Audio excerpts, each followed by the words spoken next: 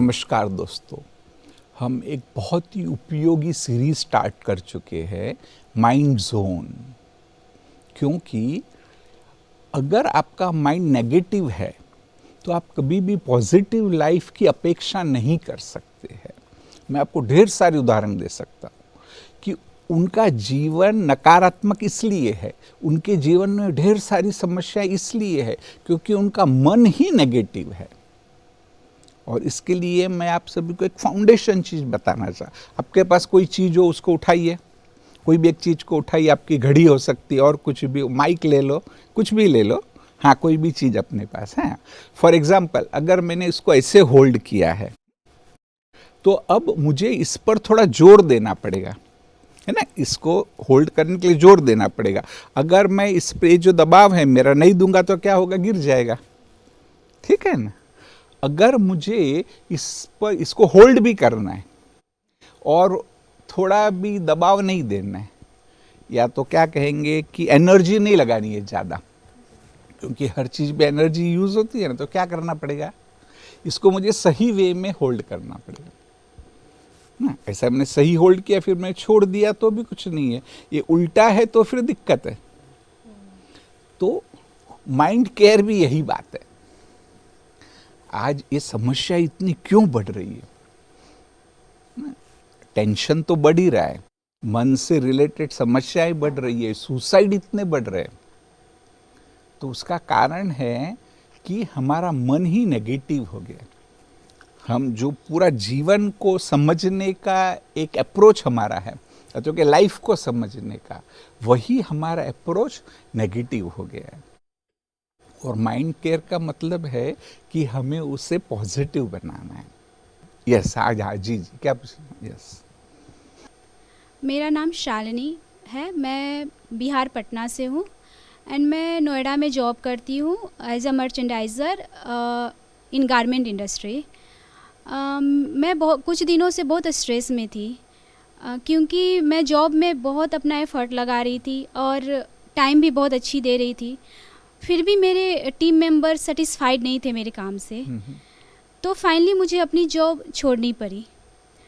तो उसके कारण मेरे मन में एक डर सी बैठ गई है कि फिर से तो मुझे उसी एनवायरनमेंट में जाना होगा जॉब करने के लिए।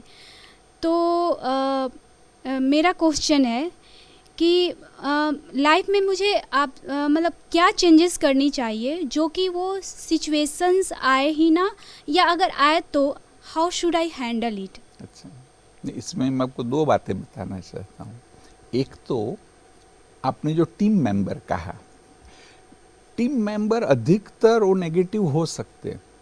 आपको जो टीम लीडर है उसका देखना है। अगर टीम लीडर को भी वो चीज़ें पसंद नहीं है, अच्छी नहीं लगती है, तब फिर क्या करना है कि पहले तो ये ढूंढो कि वो जो चीज़ें बता रहे हैं क्या उसमें कुछ सत्य है। जैसे आपने कहा मैं अपना टाइम तो दे रही हूँ, वो जो उनको रिजल्ट मिलना चाहिए, जैसे भी आप सेल्स में है जी। तो कुछ एक क्वांटम उनका एक्सपेक्टेशन हो सकता है, बेसिक जो आप दे रहे, बोले वो तो एक्स्ट्रा करने ही वाले, क्योंकि उनके ऊपर से दबाव होता है। हाँ, जितना हम काम कर रहे हैं उतना वो वर्कलोड भी बढ़ रही है। हाँ। उसके बाद फिर टाइम भी हमें ज़्यादा इन्वेस्ट करना पड़ रहा है, क्योंकि अगर लोड है आपकी तो आप लेट नाइट हो जा रही है, तो मतलब और काम होने के बाद भी वो सेटिस्फाइड नहीं है। इस सारी बात में दो पहलू हो सकते। एक तो ये कि अगर आपके जो टीम लीडर है वो अगर डिससेटिस्फाइड है तो ये सोचिए कि जो भी एक्सपेक्टेशन इससे जनरली होता है, क्योंकि जो आपको सैलरी दे रहे हैं उनका एक्सपेक्टेशन है, अगर उतना फुलफिल कर रहे हैं तो उनको तो है ना ऊपर से भी दबाव होता है कि आप प्रेशर डालो, तब लोग ज़्यादा वो चीज़ को क्या कहेंगे, उनकी एफिशिएंसी बढ़ेगी। परंतु आपको ये लगे कि इसमें कोई एक्चुअली मेरे जॉब को खतरा नहीं है, तो फिर थोड़ा हम रिलैक्स भी रह सकते हैं। मैं आपको एक प्रैक्टिकल उदाहरण बताता हूँ, शायद डिस्क्लोज ना हो।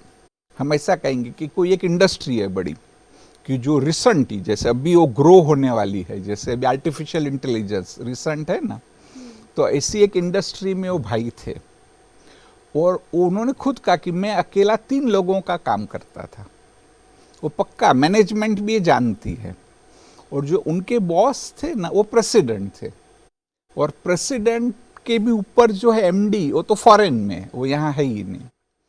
तो प्रेसिडेंट उन पर ऐसे दबाव डालते थे। फिर वो एक्चुअली डिप्रेस्ड होकर हमारे पास आया। तो जब मैंने पूरा सुना तो मुझे ये लगा कि सचमुच ये बहुत ही अच्छा परफॉर्म तो कर ही रहे हैं, एक बार हम ट्राई करते। मैं उनको पूरा समझाया कि एक संभावना है अभी कि आप अगर जाकर के उनको कहो तो आपको ये कहे कि आप रेजिग्नेशन रख दो। जब उन्होंने उस ढंग से कहा ना कि सर मैं 3 लोगों का काम करता हूँ, मेरे नीचे 2 असिस्टेंट आप भी समझते चाहिए, वो जब तक नहीं आएंगे तो ये परफॉर्मेंस को इम्प्रूव करना पॉसिबल नहीं है। तो तुरंत उन्होंने कहा कि आपको क्या क्या चाहिए हमको लिख के दो, हम आपको देंगे। नहीं तो क्योंकि वो थोड़े सबमिसिव थे तो उसकी वाइफ भी कहती थी कि तुम बोलते ही नहीं हो, काम करते हो परंतु बोलते नहीं हो। तो एक तो यह बात। फिर सेकंड ये हो सकता है कि अगर कुछ गलतियां है नहीं आपके परफॉर्मेंस में, समझो कि कैसे आप अपनी बात को प्रेजेंट करते हो, सेल्स की जो टेक्निक है उसमें कुछ सुधार हो सकता है, तो आप बताइए कि मुझे ट्रेन करिए, तो उस प्रकार से मैं कोशिश करूंगी। आप देखना ये होगा ना तो फिर शायद जरूरत नहीं पड़ेगी। और डरो तो मत ही, जैसा आप बोल रहे हैं अभी कि आपने काफी एफर्ट की थी, भले रेजिग्नेशन दे दिया, अब डरने से फायदा नहीं। हो सकता है कि जो सेकंड जगह पर आप अप्लाई करेंगे वहां पूरा माहौल ही अलग होगा ना। तो उस माहौल को समझ करके और उनका एक्सपेक्टेशन क्या है वो हमेशा सोचना है। हर कंपनी का जैसे सेल्स का टारगेट तो होगा ही होगा, उसके अलावा उनके कुछ एक्सपेक्टेशन होते।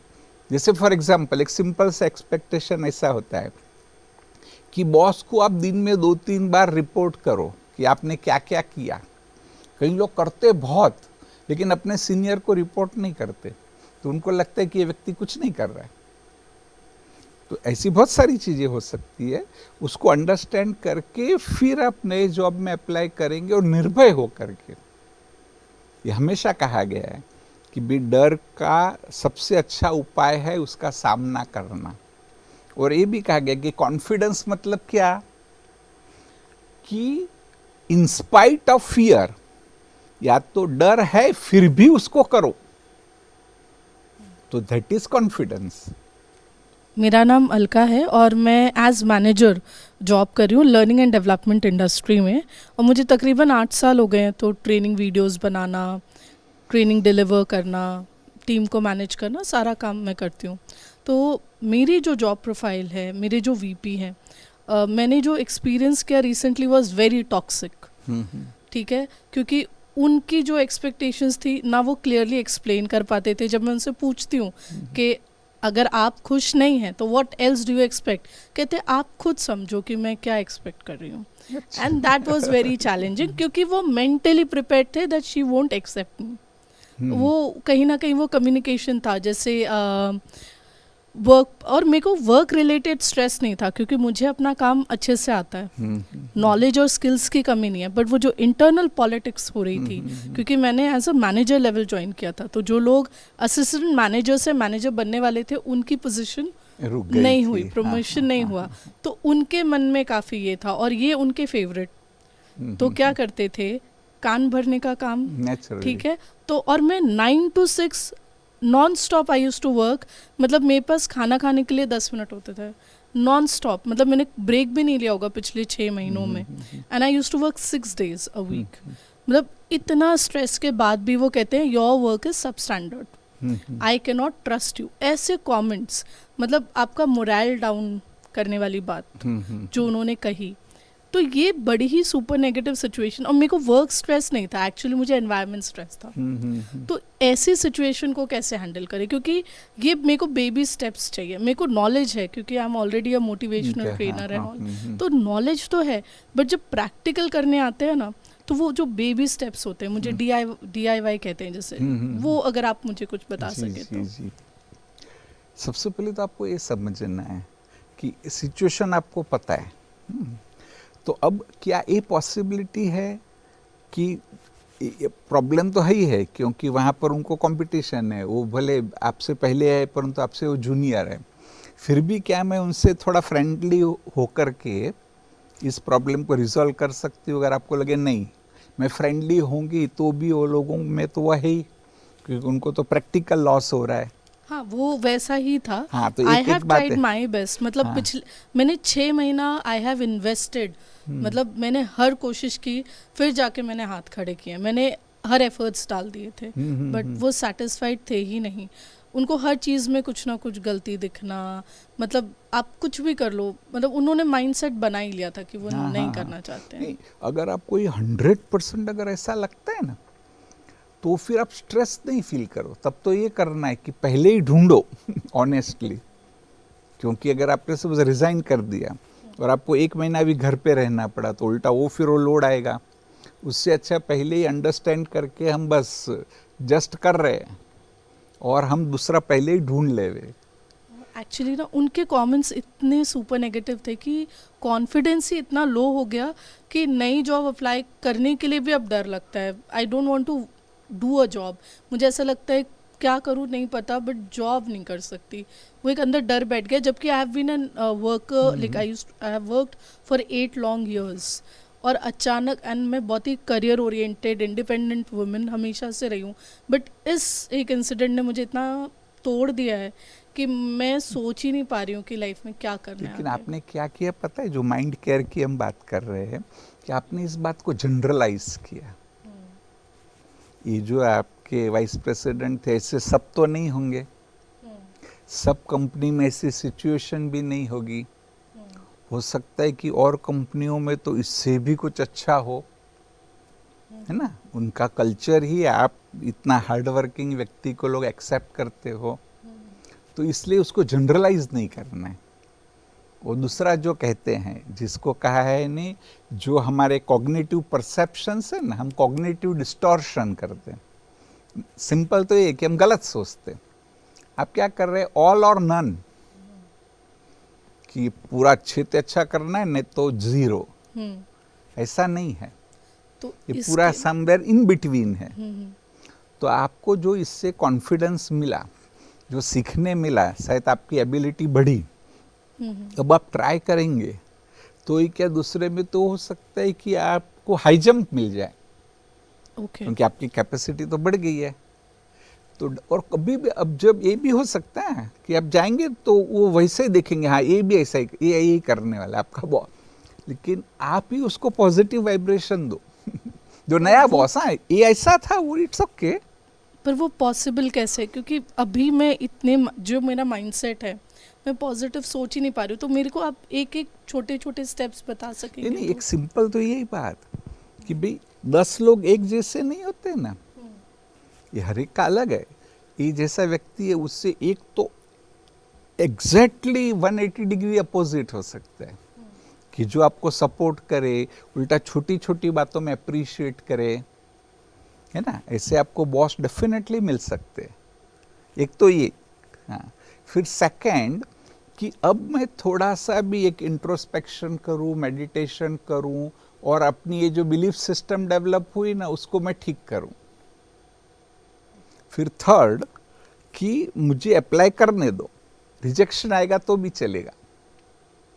हो सकता है कि इमीडिएटली आपको उसमें पॉजिटिव मिल जाए, क्योंकि एक्सपीरियंस तो है ही है, और तब ये प्रश्न पूछा जाए कि भी क्यों, तो आप इस चीज को एक्सप्लेन करिए, है ना? हाँ, और लंबा गैप तो छोड़ो ही नहीं, अन्यथा यही प्रश्न होगा कि इतना समय आपने क्यों गैप छोड़ा, है ना? इमीडिएट आप इंटरव्यूज के लिए जाएंगे तो फिर ये प्रश्न होगा, और तब अगर आपने इस चीज को एक्सप्लेन किया तो ऐसे भी लोग होंगे जो उल्टा उसको एकदम पॉजिटिवली लेंगे कि नहीं नहीं नहीं, ये व्यक्ति तो हमको चाहिए, है ना? तो ऐसे छोटे छोटे भी स्टेप्स लेंगे तो आप सफल होंगे ही होंगे, और एक आपको सक्सेस मिलेगी, देन फियर माइट डिसअपीयर। जी जी, हाँ हाँ हाँ। मेरा नाम तनिष्क शर्मा है, मैं पुणे महाराष्ट्र का रहने वाला हूँ और मैं हॉस्पिटैलिटी इंडस्ट्री में काम करता हूँ। मेरा क्वेश्चन यही था कि जैसे आप उनको सोल्यूशन दे रहे थे, तो आपने स्टार्ट किया बाय सेइंग कि जैसे आपको सिचुएशन पता है, तो ऐसी काफ़ी सिचुएशंस होती हैं जो हमें पता होती है कि उसमें हम अगर इन्वॉल्व होंगे तो उसके रिजल्ट्स क्या आएंगे। फॉर एग्जांपल अपने डे टू डे लाइफ में पेरेंट्स के साथ, जैसे कुछ पेरेंट्स को रात में लेट जाना पसंद नहीं होता कि बेटा आप शाम में थोड़ा जल्दी बाहर जाया करो और जल्दी आ जाया करो, रात में ज़्यादा देर बाहर मत रहा करो।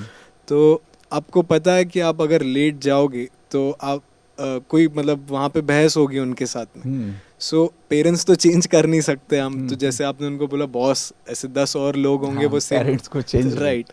सो मेरा क्वेश्चन ये था कि ऐसे कुछ सिचुएशंस में हम बिना आर्ग्यूमेंट में गए इसका सोल्यूशन कैसे निकालें, मतलब इनको डॉज कैसे करें, हम स्किप कैसे करें? सबसे इम्पोर्टेंट तो क्या है पता है कि एक कला डेवलप करो कि उनको सुनना।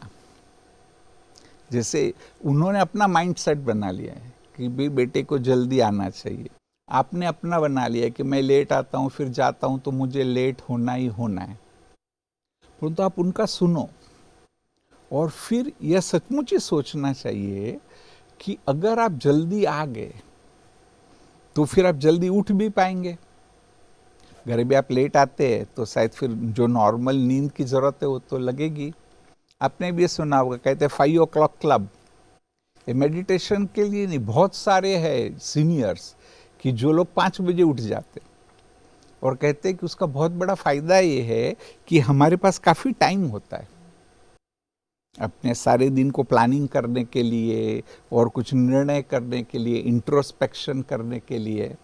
तो अगर आपको ये लगे कि जो पेरेंट्स बता रहे हैं कि आप जल्दी आ जाओ तो करना चाहिए। एक तो ये बात, आपको लगे ऐसा हर बात में होता है, ये भी पॉसिबल है कि भी हर बात में ऐसा हो रहा है, तो तुरंत जवाब देने के बदले थोड़ा डिटैच करिए और फिर जो जवाब देना वो राइट टाइम पर दीजिए। उसी समय जब व्यक्ति बहस में आता है ना, तो उन्होंने भी अपना माइंडसेट बना लिया है और आपने भी बनाया, तो फ्रिक्शन ही होनी है। लेकिन आप थोड़ा वेट करेंगे ना, जैसे कहा टाइम इज अ हीलर, कि भाई चलो मैं 1 दिन दे देता हूँ, 2 दिन देता हूँ, और फिर सही समय पर जब उनका भी मूड अच्छा है, वो भी कोई पॉजिटिव स्टेट में है, तब आप बैठ कर के अपनी ये बात को समझाइए कि हो सकता है कि भी मेरे फ्रेंड्स भी लेट आते सपोज, तो मुझे थोड़ा सा लेट होगा लेकिन मैं समय पर उठ जाऊंगा और मैं दिन में अपनी रीति से रेस्ट कर लेता हूँ। जो भी आपका लॉजिक है वो सही टाइम पर अगर आप बताएंगे, जैसे कहते हैं ना कि भी लोहा गर्म है तब उसे मोड़ सकते हो, तो व्यक्ति का भी ऐसा ही है। और सबसे इम्पोर्टेंट चीज़ तो ये करनी चाहिए कि आप है ना पेरेंट्स को सुनने की एक क्षमता कहे या प्रैक्टिस, वो प्रैक्टिस डेवलप करेंगे तो भी बहुत अच्छा है ना। समय बहुत ही जल्दी भागता है वास्तव में, है ना। समय हो चुका है मित्रों। आपने देखा होगा कि भले हम छोटे छोटे प्रश्नों के विषय में चर्चा कर रहे हैं, परंतु आप उस पर ध्यान देंगे तो आप भी इस प्रकार की समस्याओं का सामना कर रहे होंगे। आप अपने प्रश्न भी हमें भेज सकते हैं और जो हम सॉल्यूशन दे रहे हैं, बल छोटे छोटे सॉल्यूशन दे रहे हैं, परंतु उसे भी आप नोट करिए। इसी बात के और भी कई सॉल्यूशन हो सकते हैं। आने वाली कड़ियों में हम उन सॉल्यूशंस की भी चर्चा करेंगे और अगर आप हमारे साथ रहेंगे तो आप पाएंगे कि माइंड केयर जो सबसे इम्पॉर्टेंट बात है, क्योंकि माइंड को आपने संभालना सीख लिया तो शरीर तो ऑटोमेटिक हेल्दी हो जाएगा। माइंड हेल्दी होगा तो जो सारा आपका जीवन है, जिसको कहेंगे कि emotional life, economical life, social life, वह सभी अच्छी हो जाएगी। फिर से मुलाकात होगी, तब तक के लिए नमस्कार।